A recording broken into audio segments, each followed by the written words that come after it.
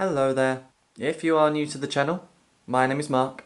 This is Toast Dragon Fantasy, and welcome to The Writer's Den. If you do not know what The Writer's Den is, it is my weekly writing project in which I attempt to write one short story a week based on prompts that are either found on YouTube or through my Twitter. Last week was my first story. This is episode 2. And the prompt this week was suggested by Trisha McCulloch on Twitter, and it is Sorcerers.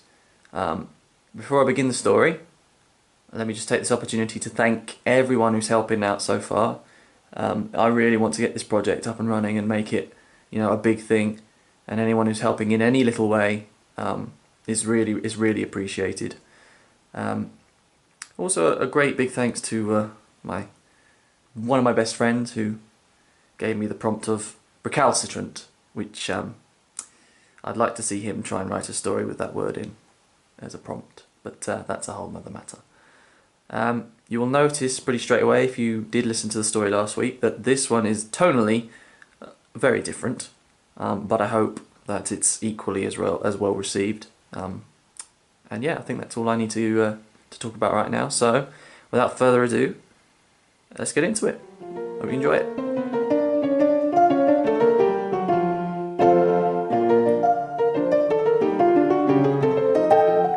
Billy Balabriggs was the worst sorcerer in the world.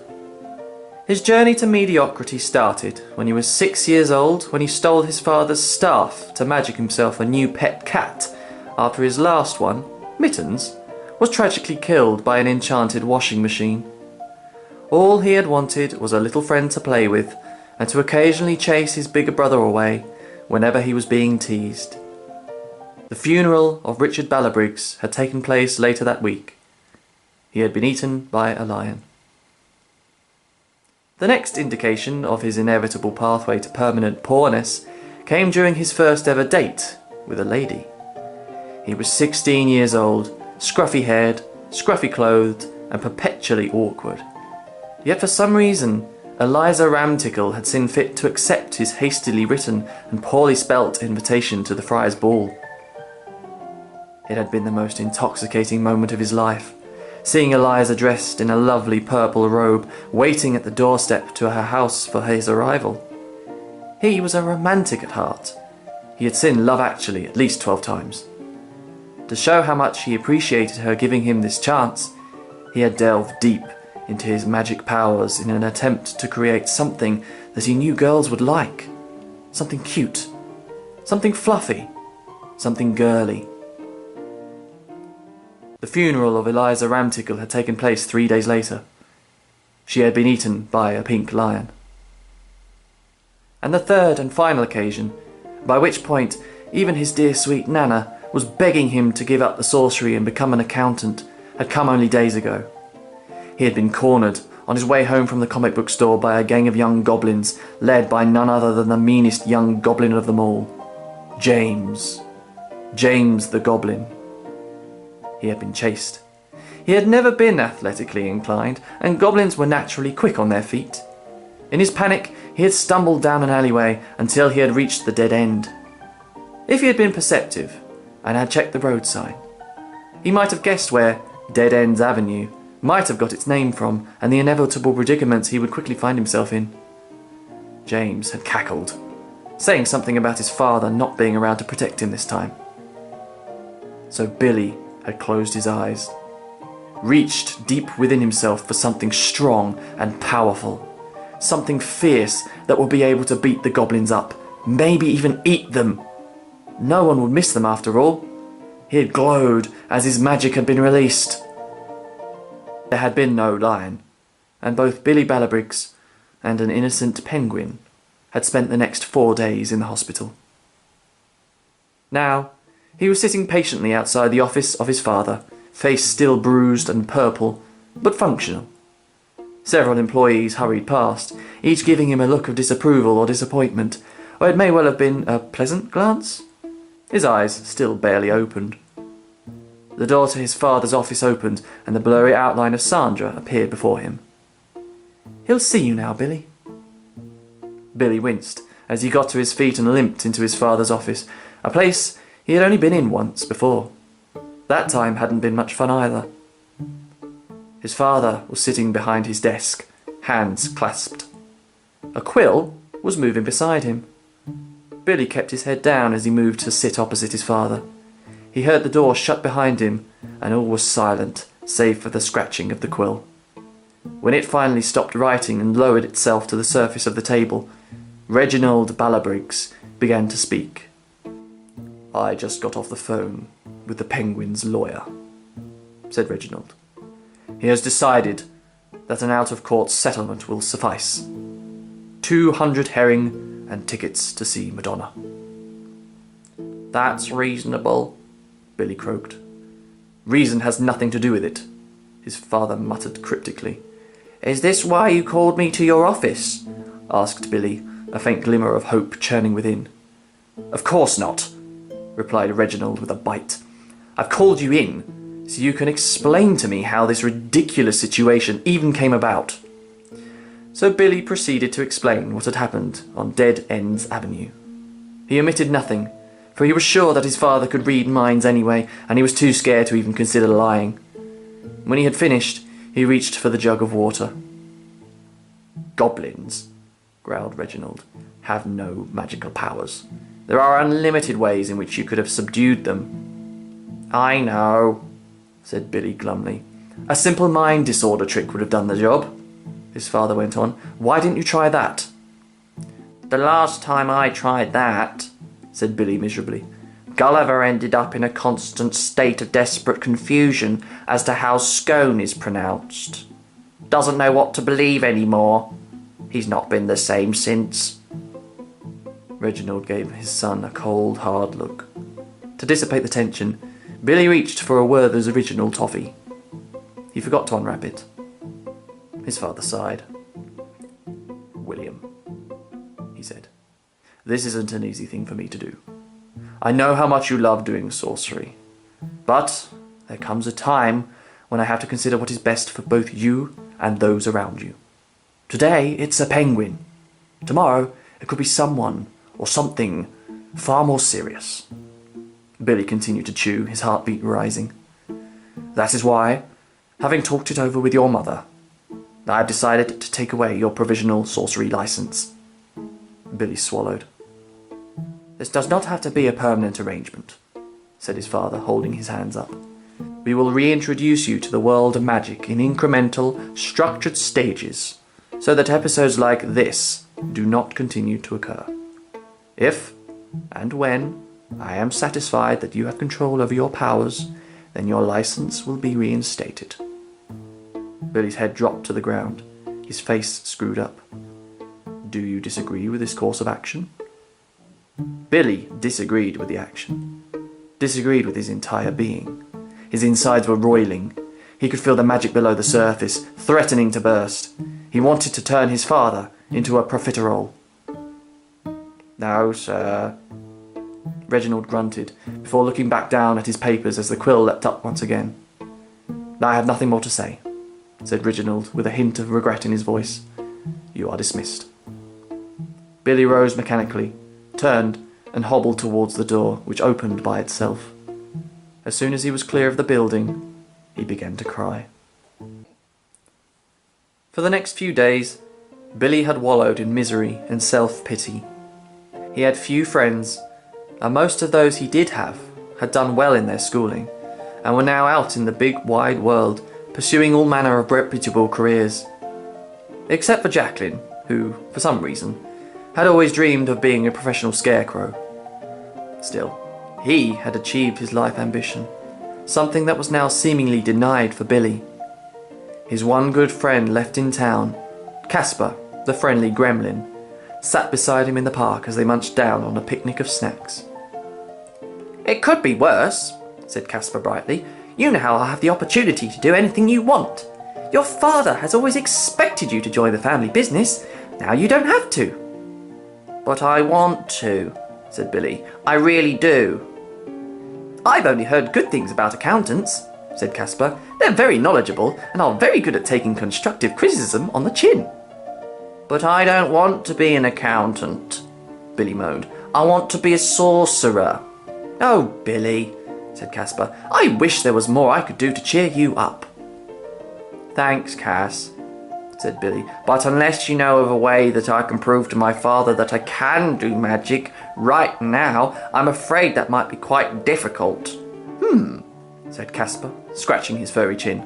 "Well, there is the Isle of Presnan Festival. There's a magic tournament that takes place.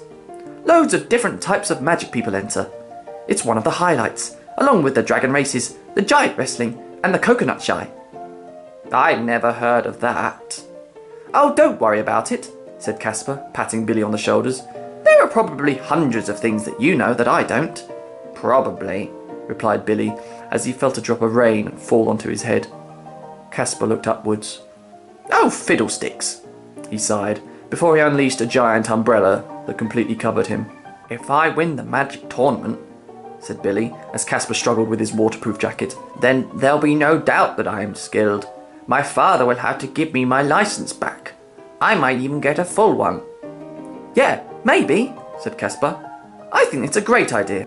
"I'll tell him tonight," said Billy, rising to his feet and allowing the sweet wrappers to fall to the ground. "I'll see you later, Cass." Caspar coughed indignantly. When Billy looked back towards him, Caspar was looking pointedly at the ground, then back up at Billy. Billy rolled his eyes and began to collect the wrappers.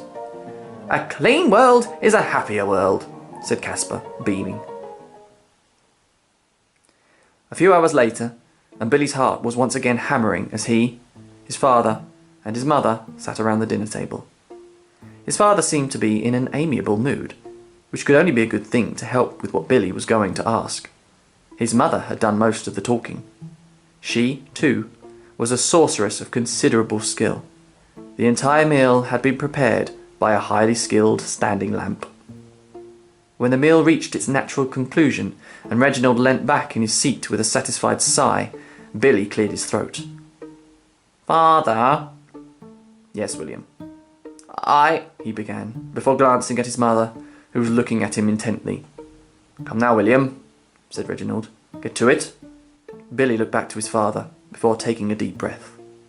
"I want to enter the magic tournament on the Isle of Presnan so I can win the tournament so that I can prove that I'm actually good at magic and then you'll give me back my license."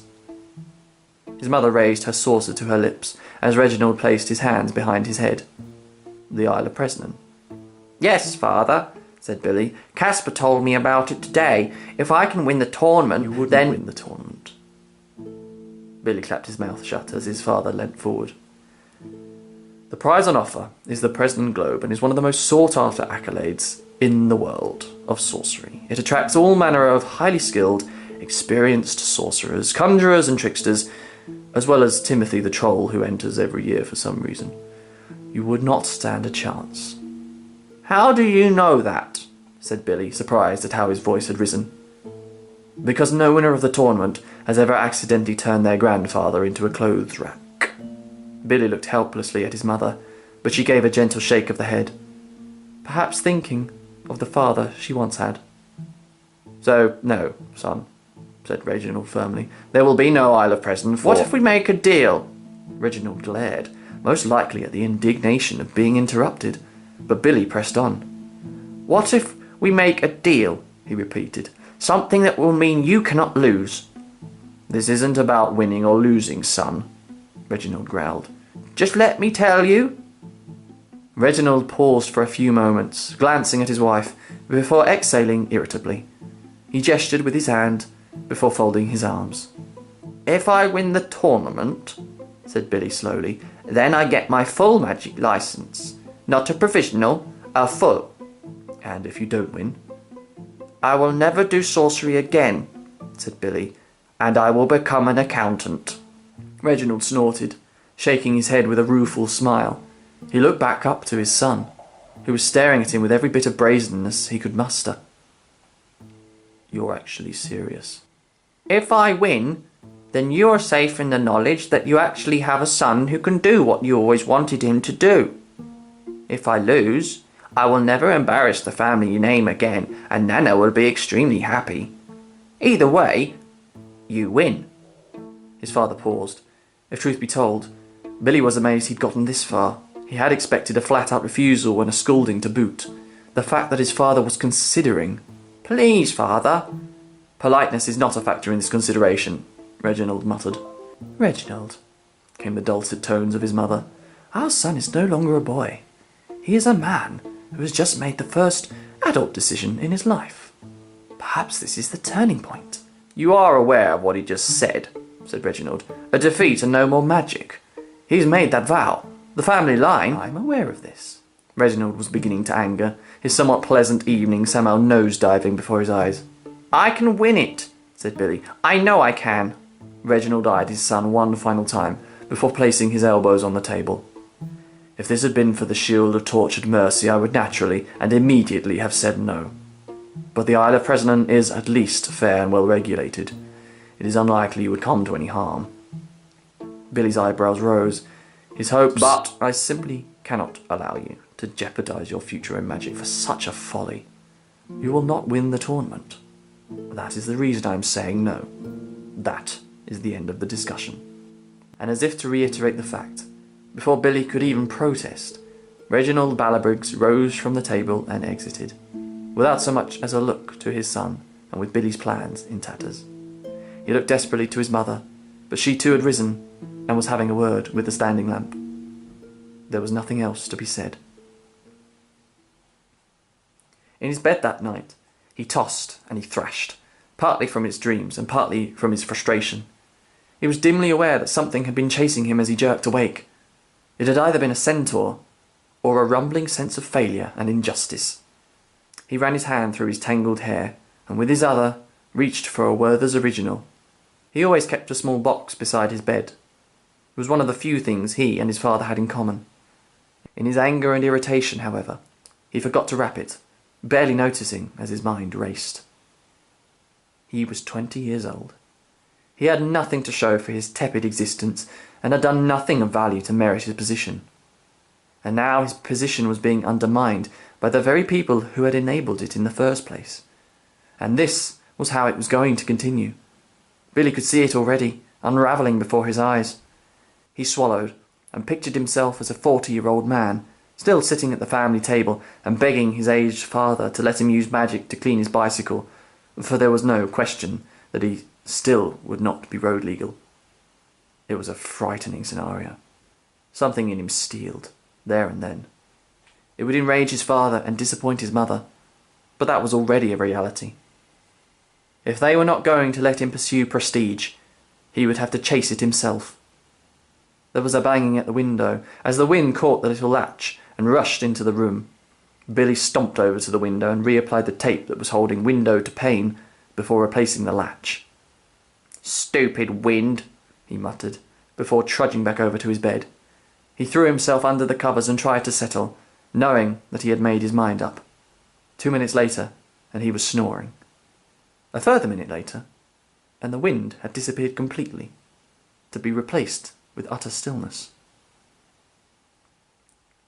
2 weeks later, and Billy had come to the conclusion that he had made the dumbest mistake of his life.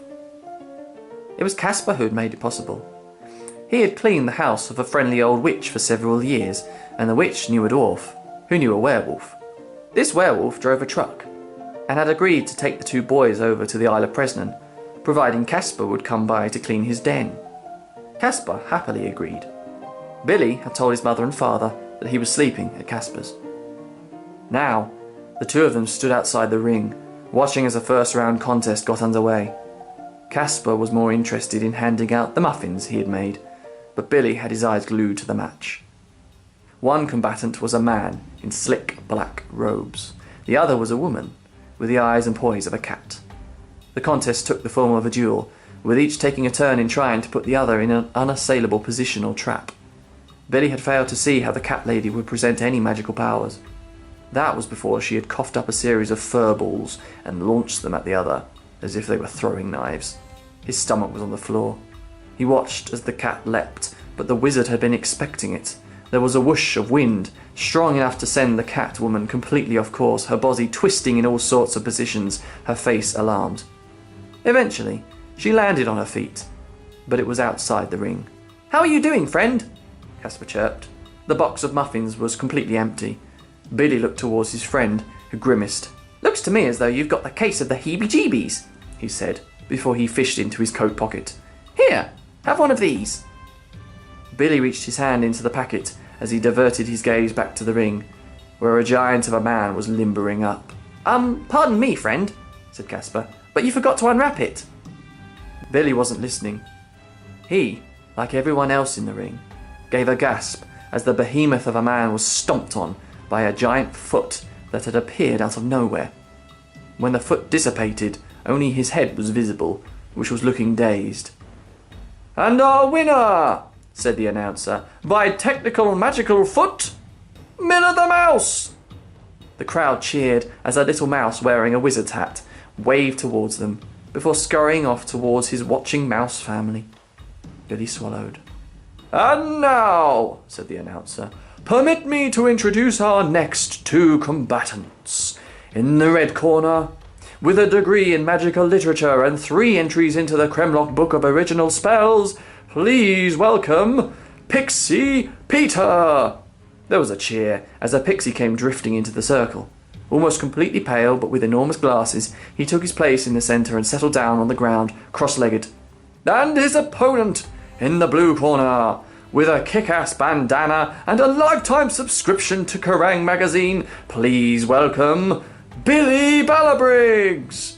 There was less of a cheer, but substantial muttering and repetition of his surname as Billy wobbled into the circle. Pixie Peter was eyeing him carefully. Billy stood, unsure whether he should be striking some form of pose. "Standard rules apply, gentlemen. Incapacitation or removal from the ring will result in victory for your opponent. Spells up!" There was the ring of a bell. Billy braced, but Pixie Peter simply continued to sit. "You don't seem like much of a reader," squeaked the pixie, "so I shall incapacitate you with the greatest spell I possess. The spell of words." There was a puff of smoke. Then Billy watched as a book gently lowered itself into Pixie Peter's palms. He smiled mischievously as he opened the pages. "Once upon a time," he began, "there was a horse called Sugarplum." The effect was immediate. Billy felt the real world around him grow hazy and his legs begin to sway. Kerrang! Magazine was the only thing he read. Storybooks were an unknown entity. He forced himself to concentrate, even as he yawned. Pixie Peter was a lover of books. His power was in his voice. It was unerringly simple. Billy flicked his wrist.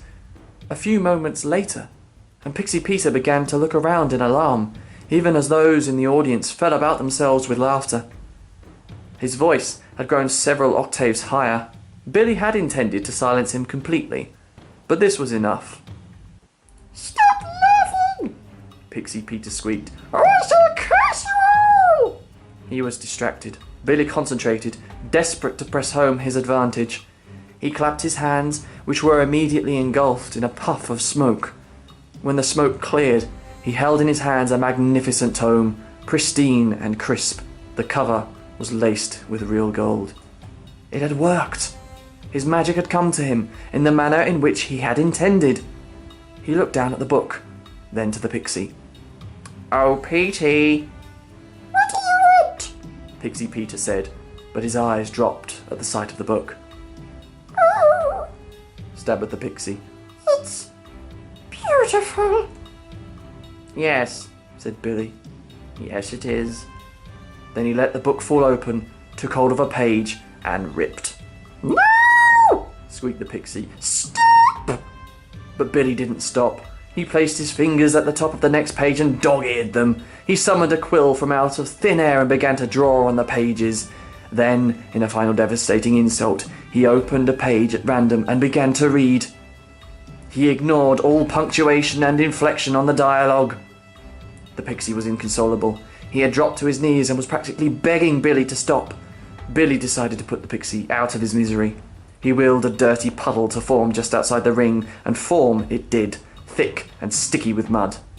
Then he launched the book. Pixie Peter took off, eyes blazing in a furious rage. He leapt and flew through the air before sprawling himself face down in the mud so that the book landed on his back. Billy had won. Just like that. No devastating fireballs. No earthquakes or morphing into dragons. Just a book, a weakness, and a will. Casper embraced Billy in a firm hug when they came together again. Billy's emotions were sky high, his confidence absolute, and it didn't stop there for Billy. He was unstoppable. The next round, he came up against Chef Davidov, whose manipulation with food was unrivaled. Billy had been mind-controlled into constantly eating a bowl of macaroni and cheese that never emptied. Billy, stomach full to bursting, finally managed to summon a television that played Gordon Ramsay's Kitchen Nightmares on repeat. 15 minutes in, and Davidov stormed out of the ring in a rage. Next, he came up against Pyrinda, a young sorceress who commanded fire and who was one of the big tournament favourites. Billy had spent most of the contest dodging fireballs before he finally summoned the rain. Pyrinda responded by attacking with a blue flame that was unaffected by water. Billy called up a sandstorm to engulf and drown the blue flames. Billy then countered with a fire trick of his own and gave Pyrinda unbearable heartburn. Pyrinda submitted, bent over in considerable discomfort, and Billy presented her with Gaviscon to make amends. In the semi-final, he came up against a man simply known as the Cloak. In an unnerving show of power, Billy found himself being wrapped by the Cloak's own cloak, which had expanded on its own. With his hand and legs tightly bound, all that remained for the Cloak was to roll Billy out of the ring. But Billy did not need his hands. With his will stretched to its limits, he watched as his long hair grew and grew, eventually wrapping itself round the Cloak, whose face was awash with surprise. It appeared as though it would be a stalemate, with the two opponents both completely restricted. Then both reached for the same ploy, and two pairs of scissors appeared out of nowhere.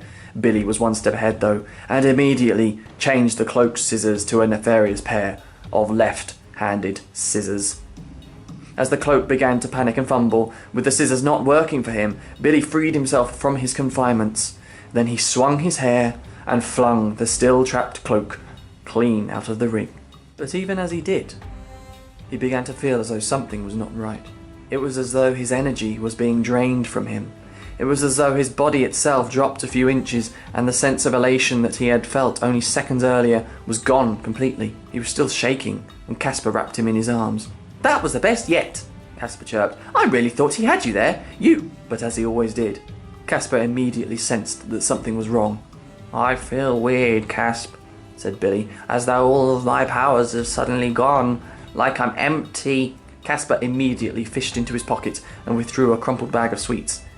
"Take one of these," he said. "The last one seemed to perk you up a lot, even if you did eat it with the wrapper on." "I did?" "Uh-huh," said Casper, before jiggling the bag about. "I thought it was a bit weird at the time. Do you always do that?" "I don't think so." But then it struck him. His Werther's originals that sat on the side of his bed were finished. He distinctly remembered checking, moments before he had slipped out and into the werewolf's van, and had been disappointed to find that there were none left. Neither were there any discarded wrappers to clean. Could the secret to true magic be? "Finalists," boomed the announcer, "please enter the ring." Billy turned shakily. That had seemed a remarkably quick turnaround. He gave Casper one final look of apprehension before moving towards the ring, where the spectators either side wishing him good fortune. There, standing in the centre of the ring, was Timothy the Troll, the winner from the other half. He scratched his naked belly and grinned as Billy stepped towards him. "You look like you've seen ghost," said Timothy. "I'll be fine," Billy muttered as he readied himself for the bell, shaking the sweat from his eyes. Was it possible to have withdrawal from such fine, toffee-flavoured delicacies? The bell rang. Billy concentrated and considered his opponent as best he could. Timothy was a troll. Trolls were notoriously clumsy. Billy pointed to the ground and willed it to turn to ice, but instead what he got was a puddle of muddy water. Timothy looked down and furrowed his brow. "These boots were designer," he mumbled. Billy shook his head again. What else did he know about trolls? Eyesight. Poor eyesight. They spent their lives under bridges, which meant that he likely could smell and hear really well. He tried to summon a skunk playing the bagpipes. Instead, what popped out of the smoke was a patriotic fox, who led the crowd in a rousing rendition of the national anthem. Nothing was working. Timothy the Troll sighed. "That come down is real kicker, right?" Billy was just about to start lobbing rocks at the troll when he froze. What did you say? The Werther's original rapper withdrawal, said Timothy, shrugging. I've seen it from many young sorcerers over the years I've been to tournament. Billy was dumbstruck. Timothy trampled over to where Billy was in 2 easy steps and leant in so that his voice was not quite a shout. But there is a big difference between you and those others, said Timothy. Those others were frauds. You're the real thing. Your magic is real. Billy stared up at the troll with wide eyes. The troll grinned. Don't think about toffee, he said. Think about magic. It will not let you down. Then the troll stepped back and began to roar, his feet thundering against the ground. You have till count of 5 until I come and squash you like a bug, the troll bellowed. 1. The battle cry had roused the spectators, who must have been quite confused as to what was going on. Billy looked down to the ground. 2. Trolls were strong. Billy had no way of removing him from the ring. 7. Billy opened his eyes. Trolls were strong, but the earth was even stronger. 4. Billy reached deep within himself, deeper than he had ever reached before. Magic, power, previously untouched, raw and relentless. 5. As Timothy took his first terrifying bound towards him, Billy unleashed. He had intended for an earthquake to shake the troll from the ring. He had hoped for boulders to appear from the very earth itself. Neither of those things happened. There was another roar, far louder than the troll's, as out from the blinding light leapt a magnificent lion with golden fur and paws the size of bin lids. Timothy stumbled to a halt, eyes wide. Billy could have sworn that Timothy had given him a wink before he turned and ran for his life. The cheer was immense. They rushed towards him, swamping him with congratulations and several clumsily placed kisses. Eventually he found Caspar, who guided him up to the podium where he was to be presented with his 2 tokens of victory, the President's silver globe and a golden ring stamped with the island's emblem. He was in shock. The power had left him drained and woozy, but the adulation he was receiving was enough to keep him standing. Caspar, steadfast as always, kept the mob at bay. William? Billy's blood froze. Slowly, he turned towards the source of the voice. His father, Reginald Ballabriggs, was standing with a severe look upon his face. To either side, the spectators had stepped away, almost revering his father as though he were royalty. Reginald strode over to his son in 4 swift movements. Billy refused to allow his gaze to drop to the ground. He had made his stance. Now came the consequences. You disobeyed me, Reginald growled. You disobeyed your mother. You were deceptive and disrespectful. I have grounds to banish you from the order. I know, sir. Reginald remained silent for a few moments. Then he sighed, and his face softened. You've also made me extremely jealous. Let's face it, yours is far more grandiose than mine. Billy cocked his head, and felt his heart skip a beat as Reginald lifted his hand. There, on the middle finger, was a ring, with the emblem of Presnan proudly displayed, identical to Billy's. You? First thing I ever won, his father muttered, and I didn't do it until I was 21. Billy's breath caught as Reginald placed both hands on Billy's shoulders. Your license will be reinstated and upgraded to full with premium privilege. You will have all the appropriate benefits befitting a fully fledged member of the Order. You will also have an office with a mini-fridge. Billy's mouth dropped, as for the first time in a very long time, Reginald Ballabriggs smiled. I am proud of you, son. It was several hours before they were back on the road to home. Reginald, in an arrogant display of sorcery, disappeared from view with a flourish in front of the adoring crowd. Billy and Caspar sat in the back of the werewolf's van as Duran Duran played on the stereo. Quite an adventure, right? Said Caspar, who was somehow still as perky as ever. Certainly was, said Billy. I can't wait for my bed now, though. Caspar gave a chuckle as Billy closed his eyes. One thing I don't quite get, though. said Billy. Oh? Well, he continued, Timothy has come to this tournament for years, right?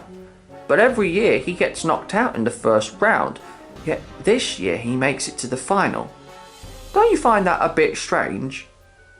Not as strange as you might think.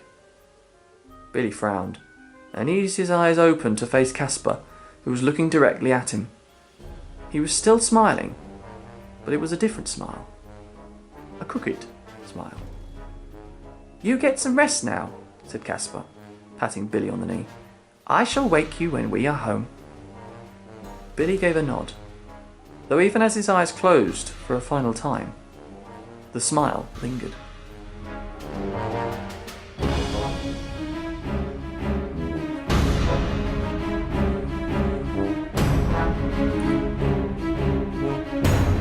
There we have it, guys. That is the story for today. I hope you enjoyed it. This one was tons of fun to write. As I mentioned before, I write all these stories in one sitting. So even as I was reading it out loud, I noticed there were a few sort of, inconsistencies and stuff like that. So apologies for them. But this was so much fun to write, this story. I knew I wanted to write a comedy as soon as I had the prompt, and it just fell into place, and it was a really good one to write. So I really hope you enjoyed it. As always, this is now the opportunity where I open the comments to leave prompts for next week. Or sorry, I should actually reiterate that. It's not quite right. Next story. There will not be a video next week because I am off visiting family and birthday and stuff like that. So next week there won't be a Writers Then. There might not be any content next week. I'm not sure yet. But the week after, I will have picked a prompt based on the suggestions from this video and Twitter and various other platforms. So if you have a good prompt that you would like to suggest, that you think might make a challenging, good story that might throw me off guard and humiliate me, then feel free to leave it in the comments down below and I will check every single one of them. If you have enjoyed today's video, please do not hesitate to give it a thumbs up, because that will tell me how well it has done. If you're new to the channel, you've only just discovered me today, check out some of my other videos, and if they entertain you as well, subscribe to the channel, and you'll be notified when more booktube, authortube, writing videos and skit type content come your way. And as a final note, if you are not aware, I have a website now, toastdragonfantasy.com. This is where you'll find all of my writing samples, book reviews, blog when I eventually get it up and running, YouTube stuff, everything connected with me is now on the website, so if you have a moment, I would be grateful if you check that out. That is all I have time for today, so with that being said, my name is Mark, this is Toast Dragon Fantasy, and I will hopefully see you in the next video. Goodbye.